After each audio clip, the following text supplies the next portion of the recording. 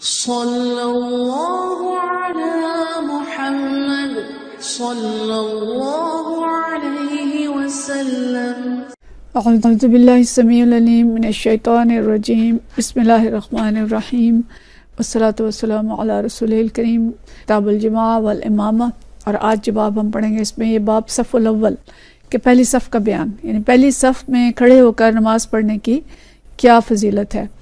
حدیث جو ہم پڑھیں گے یہ 688 ہے، اور یہ حدیث حضرت ابو ہریرہ رضی اللہ تعالیٰ عنہ سے روایت ہے۔ ان ابی ہریرہ قال، حضرت ابو ہریرہ رضی اللہ تعالیٰ عنہ فرماتے ہیں قال النبی صلی اللہ علیہ وسلم، نبی صلی اللہ علیہ وسلم نے فرمایا الشہداء الغرق والمطعون والمبتون والحدم، کہ پانی میں ڈوب کر انتقال کرنے والے، طاعون کی بیماری میں مرنے والے، پیٹ کے مرض میں مبتلا ہو کر مرنے والے، اور حدم ہوتا ہے کہ کسی چیز کے نیچے دب کر مرنے والے، یعنی ان کے بارے میں فرمایا کہ یہ سب شہید ہیں۔ الشہداء یعنی شہید یہ لوگ ہیں۔ وقال، اور آپ صلی اللہ علیہ وسلم نے فرمایا وَلَوْ يَعْلَمُونَ مَا فِي التَّهْجِيرِ لَاسْتَبَقُوا، کہ اگر لوگوں کو پتہ چلے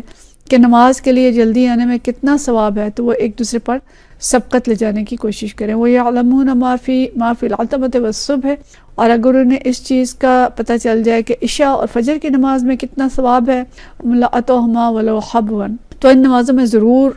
حاضر ہوں، خواہ انہیں گھٹنوں کے بل چل کے آنا پڑے۔ اور وَلَوْ يَعْلَمُونَ مَا فِي الصَّفِّ الْمُقَدَّمِ لَاسْتَحَمُّوا، اور اگر انہیں یہ پتہ چل جائے کہ پہلی صف میں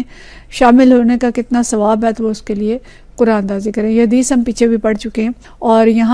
وہاں جو لائی گئی تھی وہ فجر اور عشاء کی نماز کی اہمیت میں یہ حدیث آئی تھی، اور یہاں پہ یہ حدیث آئی ہے صف اول میں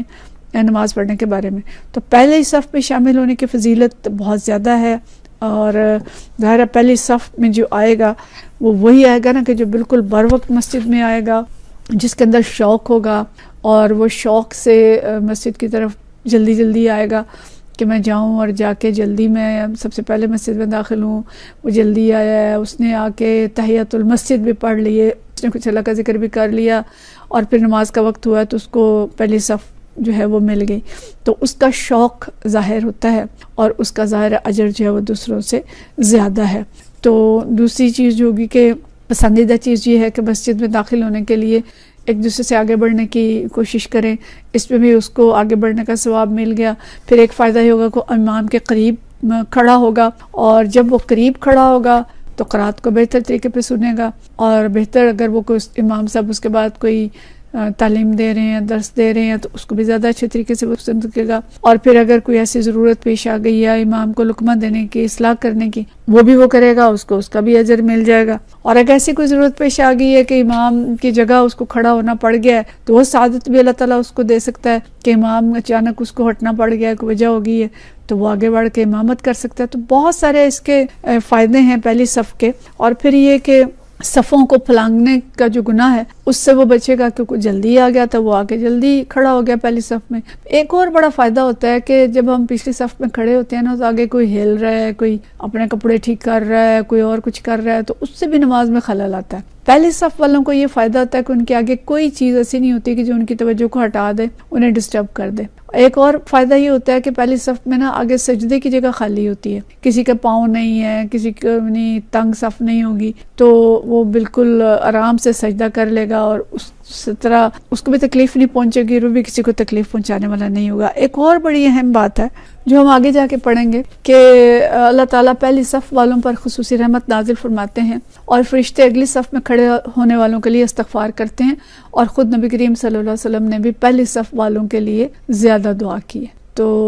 مطلب حدیث میں آتا ہے، نسائی کی حدیث ہے کہ پہلی صف پر آپ صلی اللہ علیہ وسلم نے 3 بار دعا کی، اور دوسری صف والوں کے لیے 1 بار دعا کی۔ اور نسائی کی حدیث ہے کہ اللہ عز و جل کی رحمت جو ہے پہلے اگلی صفوں پر نازل فرماتا ہے۔ تو بہت سارے فائدے ہیں پہلی صف کے۔ یوں اگر دیکھا جائے تو وہ صف کی بات نہیں ہے، بات تو یہ ہے کہ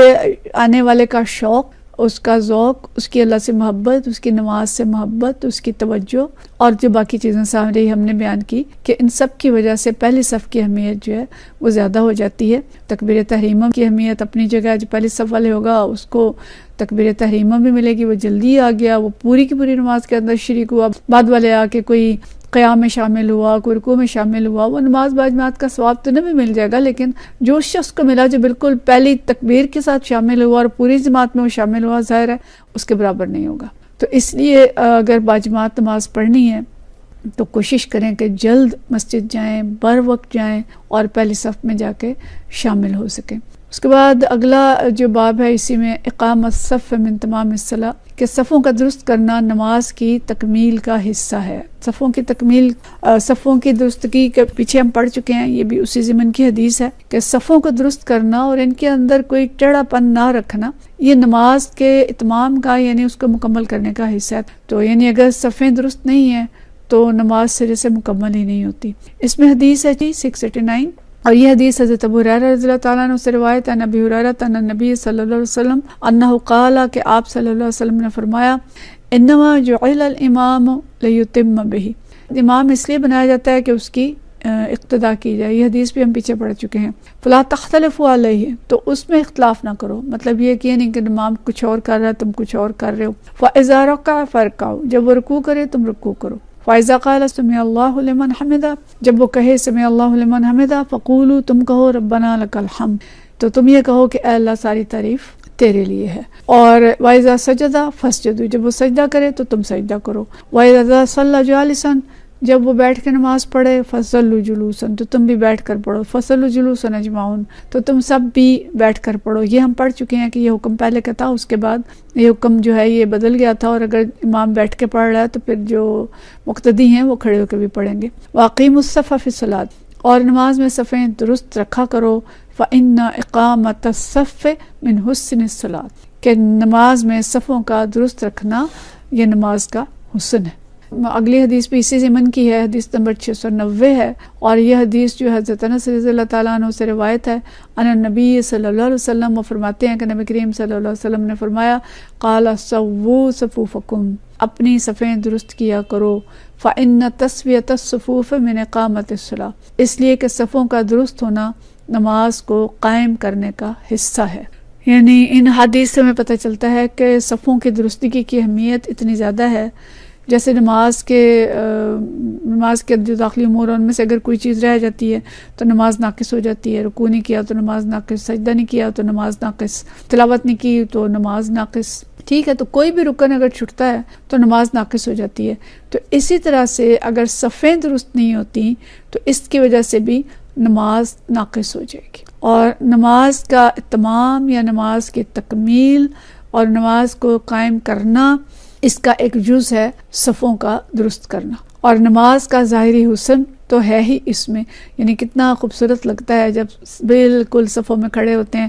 حرم کی تصویر جب ہم دیکھتے ہیں، جو فرمایا نا فَإِنَّ إِقَامَةَ الصَّفِّ مِنْ حُسْنِ الصَّلَاةِ، تو وہ حسن ہمیں عملاً نظر آتا ہے جب ہم حرم کی تصاویر دیکھتے ہیں کہ کیسے ایک دائرے کے اندر اور تیر کی طرح سیدھی صفیں ہوتی ہیں، اور رکوع اور سجدہ کرتے ہوئے اور کھڑے ہوتے ہوئے ایک بہت ہی خوبصورت منظر ہوتا ہے۔ تو حسن صلاۃ اس لحاظ سے بھی، اور نماز کا حسن ویسے بھی کہ صفیں درست ہوں، مسلمانوں کے دل بھی جڑے ہوئے ہوں، ان کے ٹخنے بھی جڑے ہوئے ہوں، ان کے کندھے بھی جڑے ہوئے ہوں، بالکل بنیان مرصوص کی طرح سی سپلائی ہوئی دیوار کی طرح وہ کھڑے ہوں، اور اسی طرح وہ اپنے دین کے قامت میں بھی سی سپلائی ہوئی دیوار کی طرح اپنے دین کو قائم کریں مل کے۔ دین کے لیے ضرورت ہے کھڑے ہونے کی تو مل کے کھڑے ہوں، جہاد کی ضرورت ہے تو مل کے جہاد کریں، کوئی اور ایسی ضرورت آ پڑی ہے تو سب مل کے